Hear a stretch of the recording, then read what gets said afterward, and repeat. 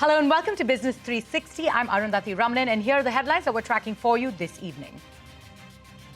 Sensex and Nifty end in the green after range-bound trade. Nifty reclaims 24,700. Mid-caps gain in tandem with the blue chips. Bank stocks relatively underperform.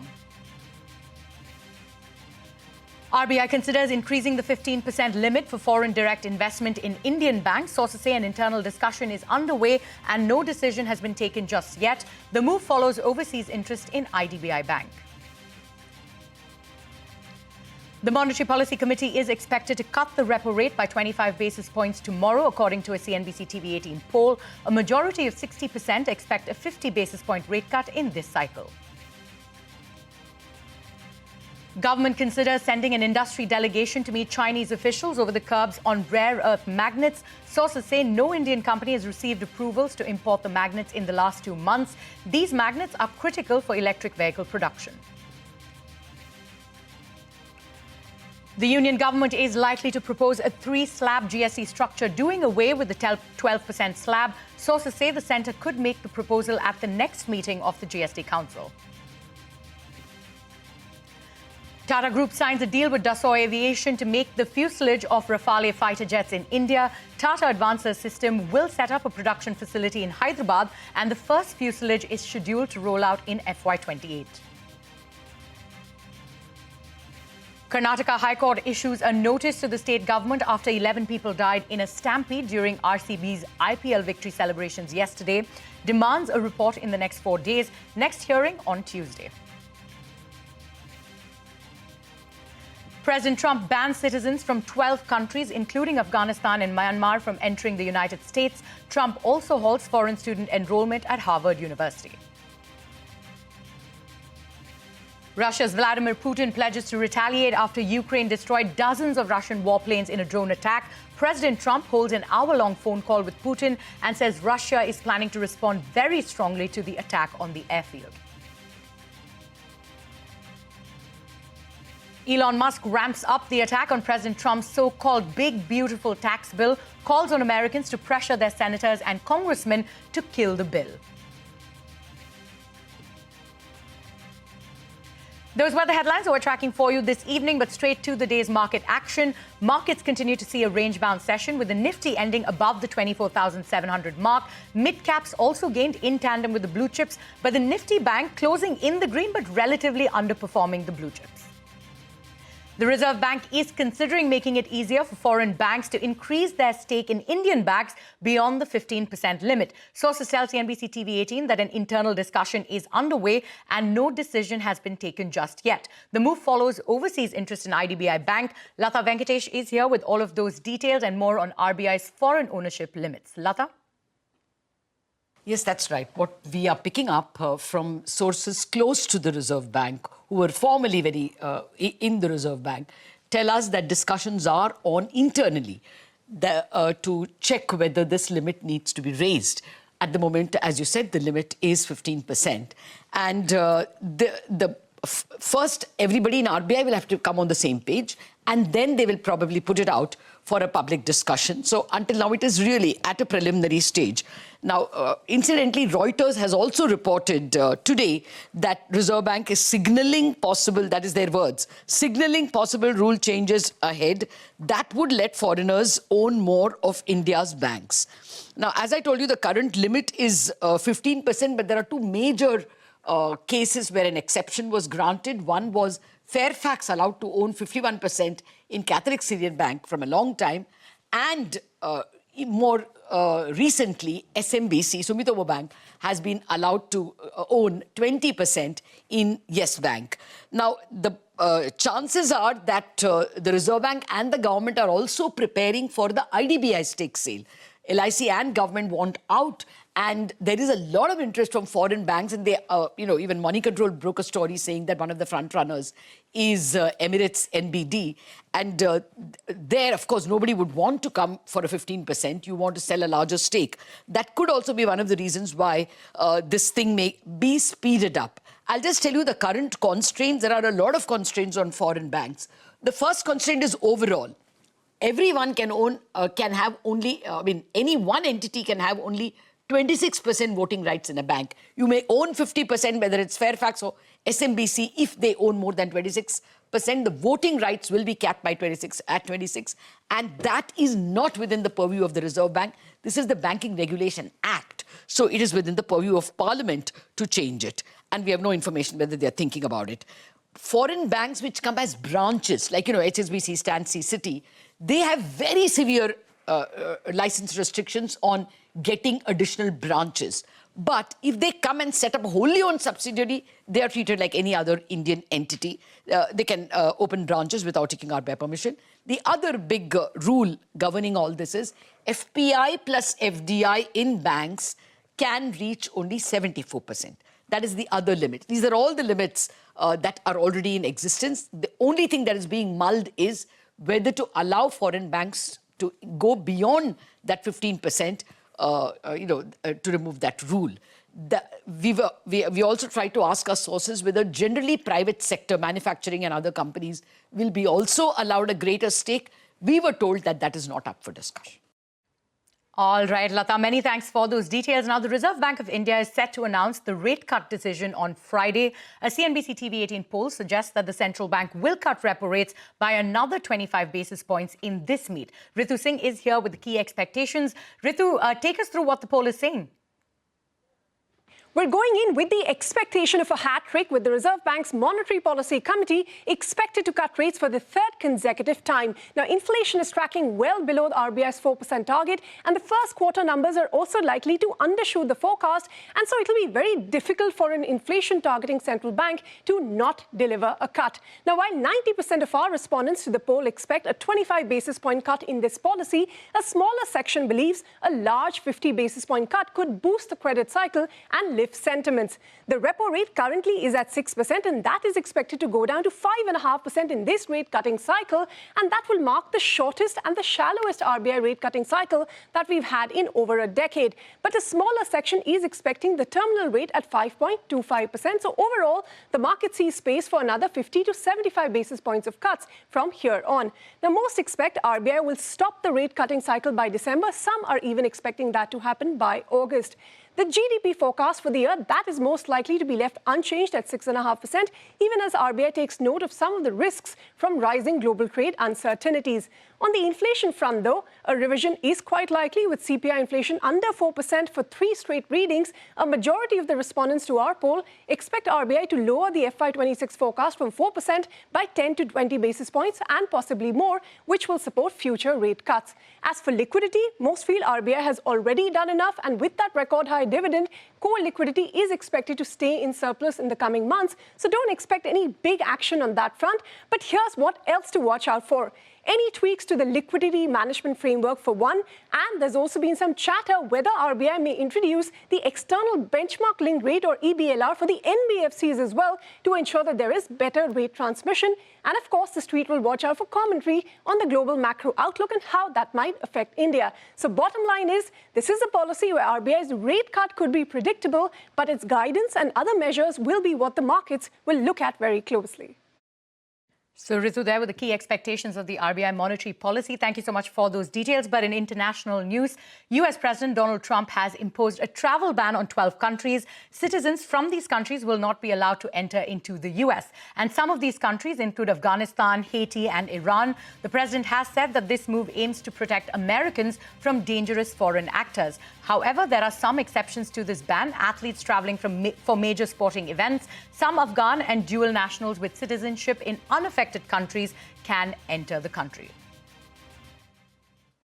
Very simply, we cannot have open migration from any country where we cannot safely and reliably vet and screen those who seek to enter the United States. That is why today I am signing a new executive order placing travel restrictions on countries including Yemen, Somalia, Haiti, Libya, and numerous others. But we will not allow people to enter our country who wish to do us harm, and nothing will stop us from keeping America safe. And staying with U.S. travel restrictions, President Donald Trump has said that he will deny visas to foreign students trying to come to U.S. to attend Harvard University. The suspension is set to be implemented for 6 months. The restrictions will apply to those seeking to study at Harvard or part of a student exchange program at the university. Now, the White House has cited national security concerns for the measure. However, Harvard has maintained that the curbs are illegal and in violation of the university's First Amendment rights. Tesla CEO Elon Musk has doubled down on his criticism of U.S. President Trump's big, beautiful bill. In a post on X, Musk said, and I quote, "Call your senator, call your congressman. Bankrupting America is not okay," end of quote. In another post, Musk also called that the legislation the debt slavery bill. He added that the spending bill contains the largest increase in the debt ceiling in U.S. history. U.S. President Donald Trump has said that Russian President Putin has warned of a response to Ukraine's drone attack on Russian air bases. Trump's comments come after a phone call with the Russian leader. The U.S. leader described the conversation as positive, but cautioned that it won't lead to immediate peace. Pope Leo has urged Russian President Vladimir Putin to make a gesture in the country's conflict with Ukraine that would favor peace. The Vatican said that the Pope also underscored the need for dialogue to find peaceful solutions during the phone call. The Kremlin said that Putin told the pontiff that Kiev is banking on escalating the conflict. He also reiterated Moscow's demands that NATO abandon further eastward expansion. Ukrainian officials have said that Russian drones struck apartment buildings in Kharkiv, triggering fires and injuring at least 9 people. Meanwhile, Russian officials have claimed that Ukrainian drones struck energy infrastructure in Russian-occupied parts of southern Ukraine. Russian President Putin has accused Ukraine's leaders of not wanting peace. This statement comes after Ukraine bombed western Russia on Saturday, killing 7 people. From one war-torn region to another, the Gaza Humanitarian Foundation has extended its closure for a second day after hundreds of Palestinians were killed and wounded seeking aid at its distribution points. The United States has vetoed a United Nations Security Council resolution calling for an immediate, unconditional and permanent ceasefire in Gaza. The U.S. is the only country to do so. Meanwhile, Israel forces killed at least 9 people in the enclave so far. China's export restrictions on rare earth magnets has the Indian EV sector on tenterhooks. Sources have said that the government and industry are considering alternatives after China pulled the plug on the supply of these magnets. Parikshit Luthra joins us now with the details. Parikshit, take us through the government's plan to tackle this. China's restriction on supply of rare earth magnets has become a major problem for the Indian automotive industry, with some key automakers also worried that this could bring production to a grinding halt within weeks. Now, what we've been told that top officials in the Prime Minister's office, in the Ministry of Heavy Industries, the Ministry of External Affairs and the Ministry of Commerce are all following this issue very closely. In fact, the government is considering a proposal by the industry to visit China with a delegation. Auto industry body SIAM and ACMA want to visit Beijing to meet officials of the Chinese Commerce Ministry to find a way out. Currently, since the 4th of April, no rare earth magnet consignments have reached India because China has set a rule and has set a procedure whereby any company wanting to import such rare earth magnets from China must get a confirmation, must get an approval from the Chinese government that such items will not be used for any kind of defense or weapon technology for that matter. So it is a long process whereby they have to get the form signed and approved by the Indian government, by the Chinese embassy. The supplier in China also has to get requisite approvals. So it is a non-tariff barrier, so to say. And we've been told that India is perhaps the only country where companies are not getting approval from China. Having said that, we believe that there are different options being considered by the industry and the government. One is to possibly import complete sub-assemblies instead of just the rare earth magnets. Now, the problem with that is there are quality control orders in India which bar such an exercise. Then you have the PLI and the PM e-drive schemes which have a certain criteria linked to localization or domestic value addition, and importing sub-assemblies would go against that. So all of that would have to be relaxed to give that benefit to the automotive industry. So let's see what the government does about it, and the government seems to be hearing and considering this proposal given by the industry. Number 2, reach out to suppliers in other nations who have current inventory of rare earth magnets. This is an exercise which is also being explored. companies, all auto companies are reaching out to suppliers in Indonesia, Vietnam and other nations to see if they can get that inventory. But of course, there will be a higher cost involved, and it remains to be seen whether such a company would like to send rare earth magnets to India in the current geopolitical situation. And number 3 is to stagger production. Those companies which have some stock, enough stock of rare earth magnets, may like to stagger production over the next few months, have lower sales, but somehow keep the production going, keep the supplies going, even though the numbers may be small. And those companies which have very low running stock of rare earth magnets, for them, they may actually be staring at a complete stop in production. All right, Parikshit, many thanks for those details. Now, Sudarshan Venu is set to take over as the chairman of TVS Motor from the 25th of August. The company's board unanimously backed his appointment, citing strong track record during his time as managing director. Current chairman Ralph Speth has said that he will not seek reappointment as the company director after stepping down. I'm very grateful to my father for the succession planning and for the responsibility and opportunity. I'm also truly grateful and for his continuous advice and guidance, which I really value and cherish. So it's really special. I think these declarations are there, and the group continues to focus on the core values and the sectors that we are in and how to grow. I'm just very thankful for the way things are, and it's always good to have clarity and focus on the future and how to really do something that benefits customers, employees, shareholders, and the whole community at large. Ola Electric founder and CEO Bhavish Agarwal paid about 20 crore rupees in cash to top up the collateral for borrowings against the company's shares. Agarwal had raised 250 crore rupees for his generative AI venture Krithrim by pledging equity in Ola Electric.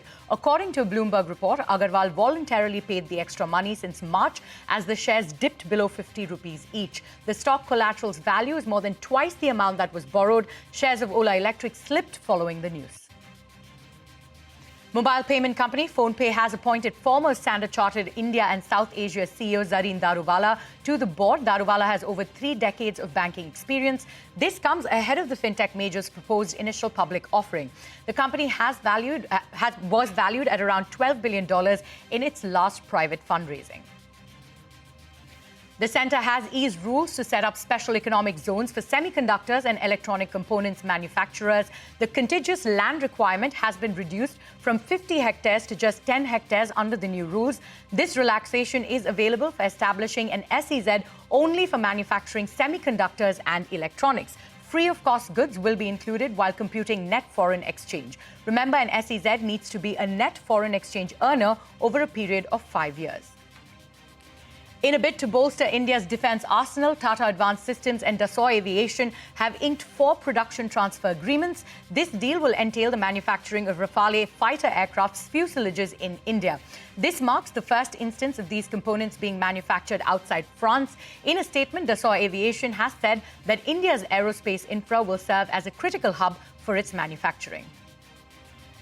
The union government is likely to propose a 3-slab GST structure, doing away with the 12% slab. Sources tell CNBC TV18 that the centre could make the proposal at the next meeting of the GST Council. Timsy Jaipuria is here with all of those details. Timsy? Well, in what could be a major overhaul of India's indirect tax regime, the government is likely to propose a simplified 3-rate structure in the GST regime in the upcoming GST Council meeting, potentially eliminating the 12% slab. Sources tell CNBC TV18 that the centre wants to consolidate the current 4-tier structure system into a streamlined structure aimed at bringing in simplification in terms of rates. Sources say that the plan is to shift essential items under the 12% slab down to 5%, while the less sensitive items may go up to 18%, so that the tax burden for the common man is not increased. While the centre feels confident because of the robust GST collections that are now hovering at 2 lakh rupees per month, making the proposal ripe enough for the consideration of the GST Council. But important to note is that the proposal still requires a unanimous approval from the GST Council, which includes both centre and states nod. And this is exactly where this proposal has fallen flat in the past too. As of now, the group of ministers on rate rationalization hasn't formally backed the removal of 12% slab, and states haven't received the proposal in writing, a procedure which is must before any council takes decision. But the centre feels the rejig of items in 12% slab could keep revenue neutrality in place, which is also a key concern for either adopting or rejecting a proposal. As of now, no date is final for the Council's next meet, but sources say that the Council is expected to meet before July 21st, that is when the monsoon session begins. And this proposal could be debated intensively in that Council meeting. So something that we'll have to wait and watch as to when the Council meets and whether this proposal actually makes it to the Council. Right, Timsy, many thanks for those details. On that note, it is time for us to head into a short break. But coming up next, a report suggests around 93% of total quick commerce sales is cannibalization from modern trade and e-commerce platforms. A detailed story on the other side. Stay tuned.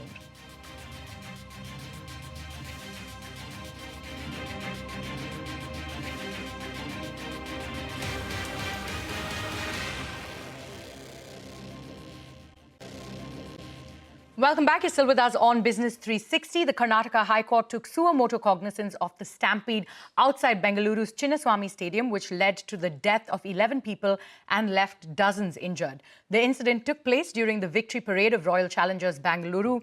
The court has issued a notice to the state government seeking a report on the matter. The case will be heard on June 10th. The state informed the court that a magisterial inquiry is underway and a report can be submitted in 15 days. Meanwhile, the petitioner Council pressed the incident as a criminal negligence, as only 3 gates of the stadium were opened without there being capacity to accommodate so many people. RCB shared an official statement stating that the team is deeply anguished by the incident. Harish Upadhyay reports from Bengaluru. The Bengaluru Urban DC is all set to issue notices to RCB, Karnataka State Cricket Academy, DPR, the Bangalore Metro Rail Corporation officials and other institutions as part of the magisterial probe ordered into the stampede that took place at Chinnaswamy Stadium. Not just that, documents exclusively accessed shows the communication between KSCA and DPAR on holding a felicitation program at Vidhan Sauda, and this happened on the 3rd, much before the finals. In fact, the DPAR wrote to the police department seeking their opinion on holding such an event on the grand steps of Vidhan Sauda, and what we are understanding is that the police department was not very keen on allowing such an event inside Vidhan Sauda. Despite that, the event took place, raising several questions on whether the political class arm-twisted or pressurized the police department to allow that event. Now you have the Karnataka government coming out and stating that they assessed that only around 40,000 people would turn up, and their initial estimates was that around 2 to 3 lakh people turned up. But the Home Minister says that the metro ridership indicates that 8.7 lakh people took the metro, and at least 90% of them were cricket enthusiasts, indicating that the number of people around Chinnaswamy Stadium and Vidhan Sauda could well over be 5 lakh.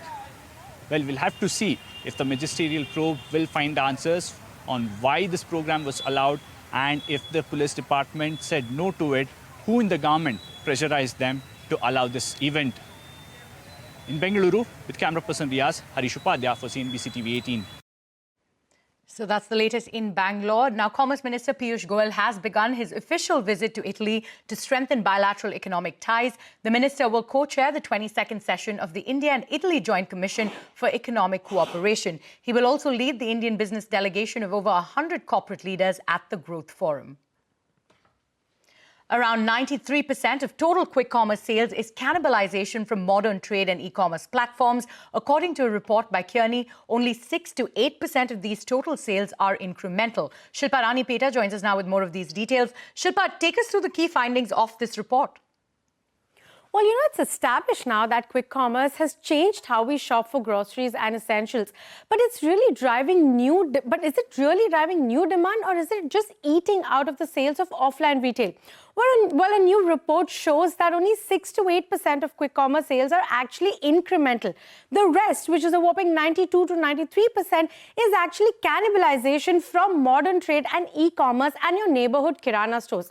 But even if it is not creating demand from scratch, it is influencing what we buy. Now, the report suggests that from premium snacks to festive gifting, quick commerce is boosting overall consumption, and it's driving premiumization in several categories. And this, the report says, is despite the fact that discounts are actually higher on other platforms, and on pricing, quick commerce isn't actually the most competitive.